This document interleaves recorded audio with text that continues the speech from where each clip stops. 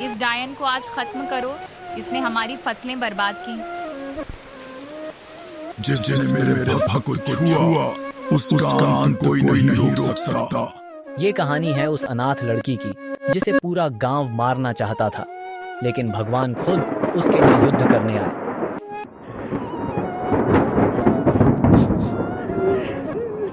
माफ करना बेटी, हम तुम्हें भूखे नहीं मरते देख सकते। भगवान तुम्हें संभालेंगे।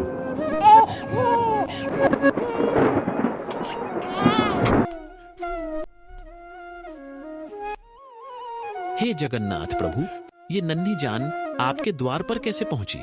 शायद उनकी मजबूरी ही इतनी बड़ी थी कि इसे आपकी शरण में छोड़ दिया। ये तेरे नए माता पिता हैं, इन्होंने ही तुझे मेरे पास भेजा है। आज से तू इनकी हो गई। जगन्नाथ प्रभु की जय हो।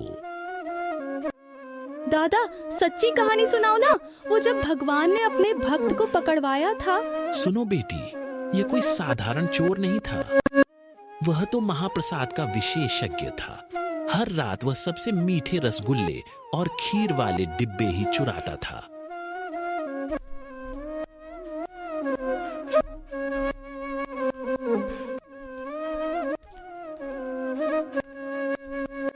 रोज रोज इतनी मजेदार मिठाइयां खाकर मजा ही आ जाता है।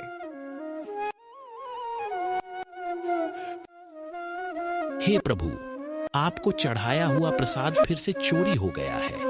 अब मैं भक्तों को क्या प्रसाद दूंगा? ऐसे ही कुछ दिनों तक चलता रहा। जो भी प्रसाद चढ़ता वह चोरी हो जाता। मगर फिर एक ऐसा चमत्कार हुआ जिसकी उम्मीद किसी को नहीं थी। चमत्कार? कैसा चमत्कार दादाजी? बेटी, उसी दिन भी मैं यहीं पर बैठा था और फिर पंडित जी, मुझे माफ कर दीजिए। मैंने तो कभी मंदिर से पैसे नहीं चुराए, सिर्फ मिठाई। मैं अब से मिठाई भी नहीं चुराऊंगा। चलो, ये तो अच्छी बात है कि तुम चोरी नहीं करोगे। मगर ऐसा क्या हुआ कि तुम यहाँ भागते भागते आ रहे हो? मिठाइयाँ तो बहुत ही नरम थी, मगर जैसे ही मिठाई खाने लगा, मिठाइयाँ पत्थर की बन गई और मेरे दांत टूट गए। तब मैं समझ गया कि यह सब जगन्नाथ प्रभु की माया है और मैंने यह मिठाइयों का प्रसाद चोरी करके गलत काम किया। जैसा कर्म वैसा फल। तुम्हें अपनी गलती का पश्चाताप हुआ। यह सब प्रभु की माया है। इसका मतलब उन्होंने तुम्हें माफ कर दिया है। पंडित जी, मैं प्रभु के दर्शन करके आता हूँ।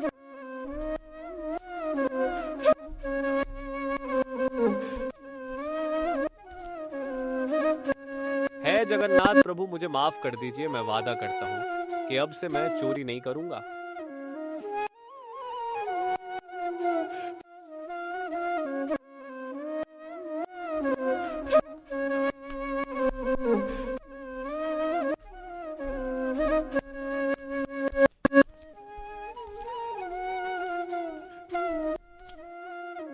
हे जगन्नाथ जी, सब कहते हैं मैं भ्रम में हूँ कि आप मुझसे बात नहीं करते, पर मैं जानती हूँ आप हैं। अगर आज भी मेरी आवाज आप तक पहुँच रही है तो एक बार बस कोई संकेत दीजिए कि मैं अकेली नहीं हूँ। आप तो भगवान श्री कृष्ण? नहीं नहीं, ये नहीं हो सकता। ये सपना है। नहीं राधिका, न ये सपना है न भ्रम। तू जिस जगन्नाथ को रोज पूजा करती है वो मैं ही हूँ। तूने मुझे बाल्यकाल से बुलाया है और मैं हर बार तेरे मन में था। आज बस रूप दिखा रहा हूँ क्योंकि तेरी श्रद्धा अब संवाद मांग रही है। लोग कहते हैं भगवान चुप रहते हैं, पर आप तो बोल रहे हैं मुझसे। मैं कैसे विश्वास करूं? वो भक्ति जहां निश्चल होती है वहां मैं केवल मूर्ति नहीं रहता। मैं वहां ध्वनि बनता हूं, संगी बनता हूं और सखा बन जाता हूं। तू मेरी भक्त नहीं, मेरी बेटी है राधिका। तेरी हर बात मैंने सुनी और आज उत्तर देने आया हूं। आप सच में आ गए? सब मुझे झूठा कहते थे। जो सत्य होता है उसे समय के प्रमाण की जरूरत नहीं। तू विश्वास रख, अब तू अकेली नहीं है। तुझे लोग फिर से ठुकराएंगे, झूठा कहेंगे, पर इस बार मैं तेरे साथ चलूंगा। तेरी बातों को तेरा सच जानने वाला अब स्वयं खड़ा है तेरे पीछे। मौसम अचानक बदलता है। आसमान में बादल मंडराने लगते हैं। जानवर बेचैन हो रहे हैं। अरे ये जून में ऐसी आंधी, कुछ तो अशुभ लग रहा है। कल से बकरी दूध नहीं दे रही और आज बच्चे बीमार पड़ रहे हैं। ये सब क्या हो रहा है? राधिका, ये समय गांव की परीक्षा का है। प्रकृति को मानव के घमंड ने गुस्सा दिलाया है। एक तेज बाढ़ इस गांव की ओर बढ़ रही है। लोगों को सावधान करो, अगर वो ना माने तो बहुत कुछ बह जाएगा। मुझे सब लोगों को बताना होगा।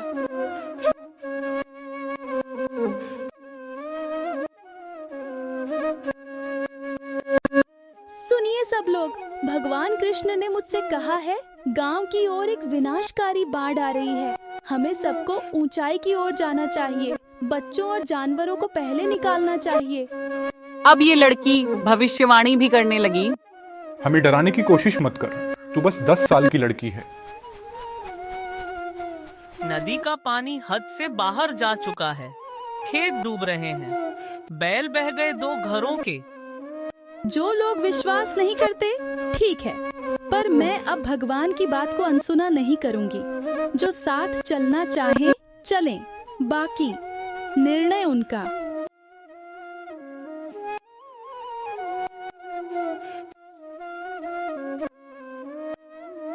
जब लोग ईश्वर की चेतावनी को उपहास समझते हैं, तब प्रकृति खुद उन्हें उत्तर देती है।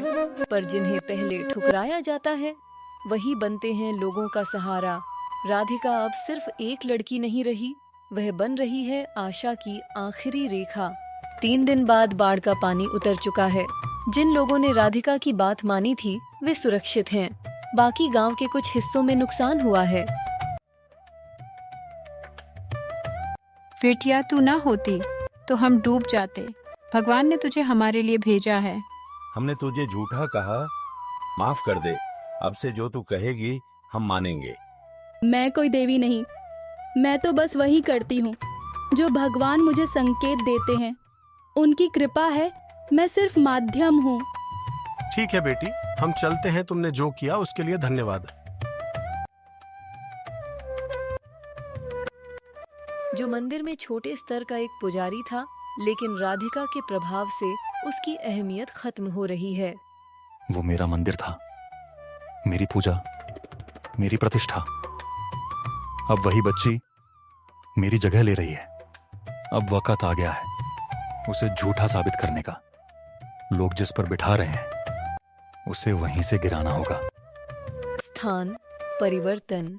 मंदिर का प्रांगण। दामोदर। दीक्षित चुपचाप आता है और सबके सामने एक ऐलान करता है। अगर ये लड़की सच में भगवान से बात करती है, तो भगवान इसे अब चमत्कार दिखाने को कहें, सबके सामने। मैं चमत्कार नहीं करती, वो भगवान करते हैं। मैं सिर्फ उनका संदेश देती हूँ। एक बीमार लड़के को सामने लाता है, बुखार से तपता हुआ, गांव के सबसे गरीब परिवार से। लोग असमंजस में हैं। कुछ दबी दबी आवाज में कहते हैं, इतनी बड़ी परीक्षा, क्या राधिका इसके लिए तैयार है? अगर लड़का ठीक न हुआ तो? राधिका लड़के के पास बैठती है, उसकी आंखें बंद करती हैं। मंदिर की घंटी बिना किसी छुए हल्की बजती है। बांसुरी की आवाज सुनाई देती है। कोई नहीं देखता, लेकिन एक दिव्य सी आभा फैलती है। धीरे धीरे लड़का आंखें खोल देता है और करवट बदलता है। मुझे भूख लगी है। जय हो जगन्नाथ प्रभु की, जय श्री कृष्ण। जहाँ आस्था बढ़ती है, वहाँ अहंकार आग लगाने आता है, लेकिन सच्चे भक्त की अग्नि परीक्षा उसे और पवित्र बना देती है। राधिका अब भक्त नहीं रही, वो बनी है विश्वास की पहचान। तेरी भक्ति देखी नहीं जाती राधिका। अब देख, तेरा सच कैसे झूठ बन जाएगा। अगले ही दिन खेतों की फसल सूखने लगती है। पत्तियां काली, मिट्टी बेजान। ये क्या हुआ हमारे खेतों को? सालों बाद आई हरियाली जल गई। ये किसी टोटके का असर है। जरूर ये राधिका का काम होगा, वही चमत्कार करती है ना। तुम सबने इसे देवी बना डाला था। आज देखो तुम्हारी तथाकथित देवी ने क्या किया है। खेतों में आग नहीं, पर उससे भी बुरा सूखा डाल दिया इसने। गांव अब भूखा मरेगा, बच्चों के हाथों में अन्न नहीं होगा, और कारण होगी यही लड़की जिसे तुमने सर पे बिठा दिया था। हम कब तक देखते रहेंगे ये सब? चलो चलते हैं, राधिका को पकड़ते हैं। इतनी देर से हम उस देवी समझते रहे और वह हमारे खेतों में झर बो रही थी।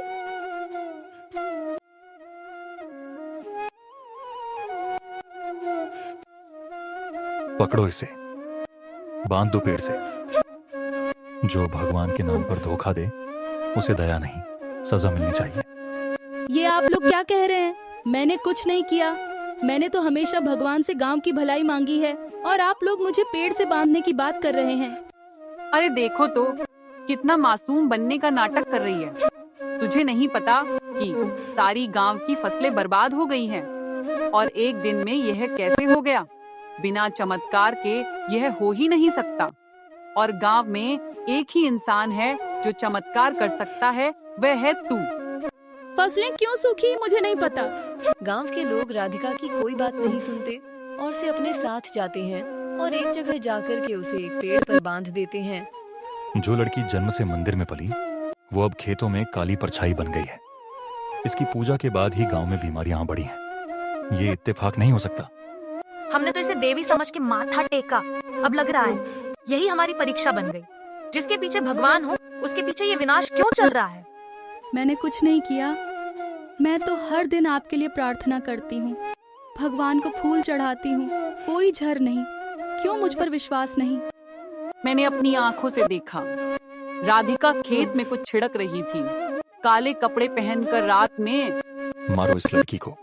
इस डायन को आज खत्म करो, इसने हमारी फसलें बर्बाद की हैं। तभी मौसम बदल जाता है, दिन में रात हो जाती है। हे मेरे जगन्नाथ प्रभु, अगर आज तूने मेरी रक्षा ना की तो लोग आपको नहीं, मुझे झूठा कहेंगे। मुझे नहीं, आपको न्याय चाहिए। जिसने मेरे भक्त को छुआ उसका अंत कोई नहीं रोक सकता।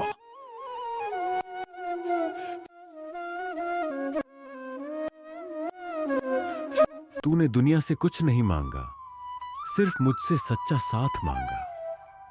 तेरे आंसू तेरी पूजा बने, तेरी चुप्पी मेरी पुकार बन गई।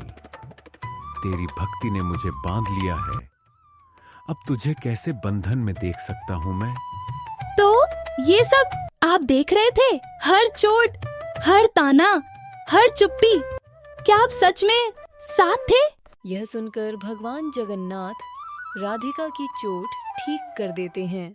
तू घायल नहीं है, तू तपस्विनी है। हर जख्म, हर टीस तेरी आराधना का हिस्सा बन गया है। पर आज मैं तेरी पीड़ा हरने आया हूं, क्योंकि जो भक्त अपने लिए कुछ न मांगे, उसके हर दर्द का भार मेरा होता है। हे जगन्नाथ प्रभु, आप सबके रक्षक हैं, फिर मेरे साथ ही ये सब क्यों? मुझे ही क्यों मंदिर की सीढ़ियों पर छोड़ा गया? मुझे ही क्यों अनाथ किया गया? मुझे ही क्यों बांधा गया, बदनाम किया गया? तेरे साथ ऐसा इसीलिए हुआ क्योंकि जब जब भक्ति को परखा गया, उसने संसार को बदल दिया। क्योंकि मैं चाहता था कि कोई ऐसा हो जो मेरी दुनिया को आईना दिखा सके। तू मेरी सृजन है, तेरे दुखों से लोगों के सवाल टूटेंगे, तेरे उठ खड़े होने से हजारों झुकना बंद करेंगे। तुझे इसीलिए बांधा गया ताकि जब तेरे बंधन टूटे, दुनिया सीखे कि चमत्कार कभी कभी मिट्टी से निकलते हैं, मंदिरों से नहीं। अगर मेरी आंधी किसी की सांस बन सके तो मैं हर तूफान को अपना नाम दूंगी। मैं फिर गिरूंगी, लेकिन अब हर बार धरती नहीं, आसमान थामेगा मुझे। अगर मेरा जलना किसी और की लौ बन जाए तो मैं हर बार जलने को तैयार हूँ, पर अगली बार मैं रोऊंगी नहीं, मैं राख से आवाज बनूंगी। भगवान जगन्नाथ गीता का ज्ञान राधिका को समझाते हैं। हर युद्ध सिर्फ मैदान में नहीं लड़ा जाता, कुछ युद्ध तुम्हारे भीतर होते हैं और वो सबसे कठिन होते हैं। जो हुआ वह अच्छा हुआ, जो हो रहा है वह भी अच्छा है, और जो होगा वह भी अच्छा ही होगा। यदि तू भय में जीती रही तो तेरी आत्मा तेरे ही पंख काट देगी, पर अगर तू भरोसे में जिए तो तू खुद उड़ना सीख जाएगी। दूसरों का धर्म निभाने से बेहतर है कि तू अपने सत्य को जिए, चाहे उसमें अग्नि हो या अकेलापन। सच्ची भक्ति वो नहीं जो पूजा में हो, वो है जब तू दर्द में भी मुस्कुराए और फिर भी किसी और के लिए प्रार्थना करे। ना तू जन्मी है, ना तू मरेगी। तेरा यह शरीर तो सिर्फ एक वस्त्र है, पर तेरी आत्मा वो मेरी ही झलक है। तो जब तू लड़ती है, मैं भी तेरे साथ लड़ता हूं। राधिका, मैं अब दृष्टि से जाऊंगा, पर तेरे कर्म, तेरी श्रद्धा और तेरी आवाज में मैं सदा रहूंगा। जब तू किसी टूटे हुए को हिम्मत देगी, वहां मैं रहूंगा। जब तू किसी के लिए बोल नहीं पाएगी, तब भी मैं तेरे हृदय में गूंजता रहूंगा। हे जगन्नाथ प्रभु, आपका धन्यवाद उस शक्ति के लिए जो आपने मुझे दी। अब मैं सिर्फ आपकी भक्त नहीं, मैं अब उन सब की आशा बनूंगी जो खुद से हार चुके हैं। प्रभु, मैं शब्द नहीं खोज पा रही, पर जो आपने किया वो सिर्फ रक्षा नहीं थी, वो मेरी आत्मा को फिर से जीने की वजह दे गया।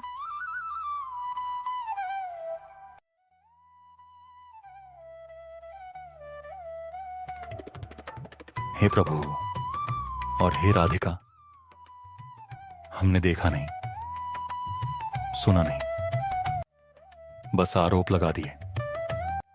हमने उस दीपक को बुझाना चाहा जो दरअसल हमारा रास्ता रोशन कर सकता था।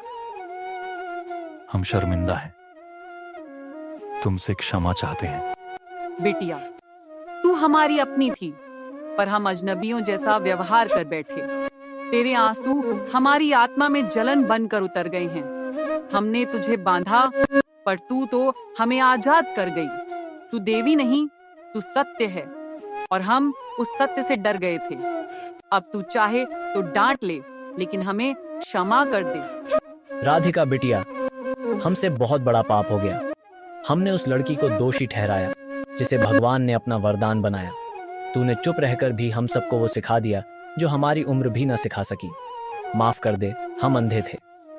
मुझे माफी नहीं चाहिए, मुझे वो दिन चाहिए जब कोई और राधिका भीड़ की आग में ना जले। अगर वो दिन आ गया तो समझो सच ने जीत ली है। मैंने भगवान से कभी बदला नहीं मांगा, सिर्फ यह मांगा कि आप सब भी वही प्रेम पा सकें जो मुझे उनकी भक्ति में मिला। अब जब आप लौट आए हैं, मुझे लगता है मेरी प्रार्थना पूरी हुई। मैंने दर्द सहा है, पर नफरत नहीं सीखी। जो लोग अपने अपराध स्वीकार करते हैं, वो मेरे लिए अपराधी नहीं, साधक हैं। जगन्नाथ यात्रा के शुभ अवसर पर हमने ये कहानी आपके लिए बनाई है। आपको ये कहानी अच्छी लगी है तो कमेंट जरूर करें, हम ऐसी कहानी और बनाएंगे। और अगर आपको वीडियो अच्छी लगी हो तो लाइक, शेयर और सब्सक्राइब जरूर करें।